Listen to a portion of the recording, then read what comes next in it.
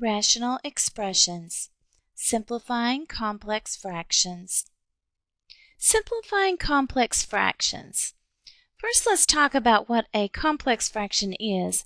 It is just a fraction that has a fraction in its numerator or denominator. Like this example below, we are going to look at two techniques of simplifying these complex fractions. The first technique is just to write it across as a division. So we'll do that. 6x squared over 5y, and it's divided by x over 10y squared. Then we'll change to multiplication and invert the divisor, like normal fractions.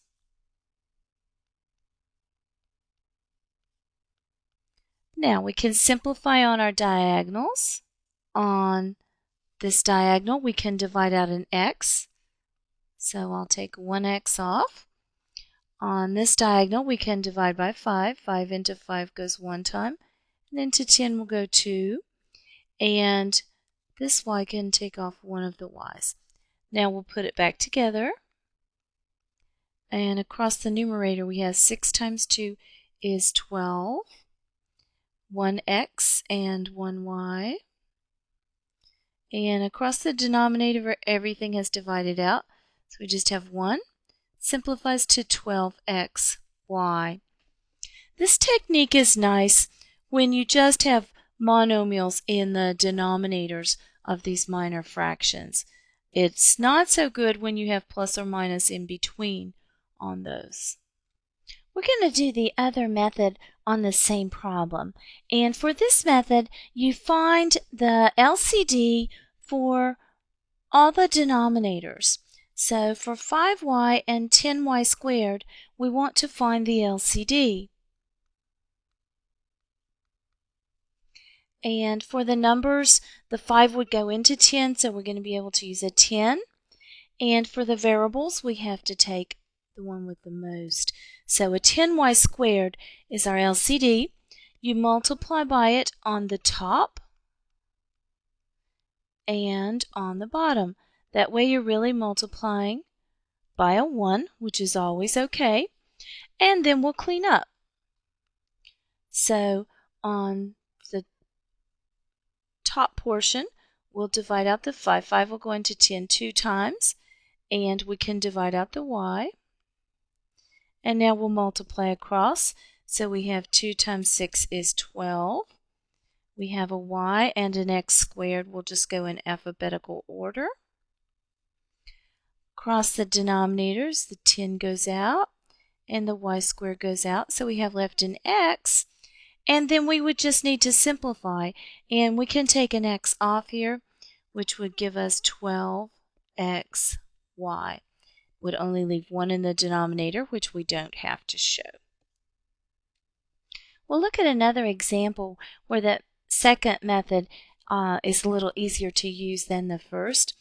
And so we will multiply through by our common denominator.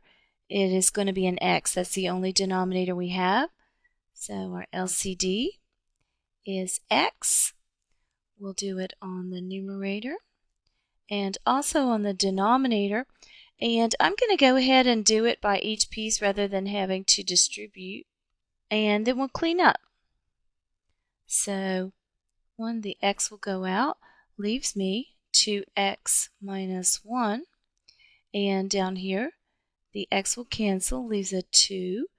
And this will multiply, plus 3x. You can try to factor to see if it will reduce, but neither of these will factor. The exponent is 1 and there's no GCF. Same on the denominator. Exponent's a 1, there's no GCF. So that's all that we can do. Let's look at one more example, and we will use the technique to multiply through by the LCD. So we look at the denominators and we have to pick the common denominator for all of those. We have all x's and we have to take the greatest occurrence. So x squared is going to be the largest. That will be our common denominator. So we're going to want to multiply through by that. So we'll use an x squared here. Also with this term, so every term in the numerator and denominator, and then this denominator here only has one term. And then we'll clean up. So on our very first fraction, the x in the denominator goes out with one of these, and that leaves us 3x. In the second fraction, the x squareds go out, minus 6. And in the denominator here, the x squareds goes out, leaves x minus 2. And now we have to see if this will reduce. We can factor on the numerator. We can take out a GCF. So we can take out a 3. Leaves x minus 2. And this one is going to reduce. Now we can divide out the x minus 2's to leave us just 3.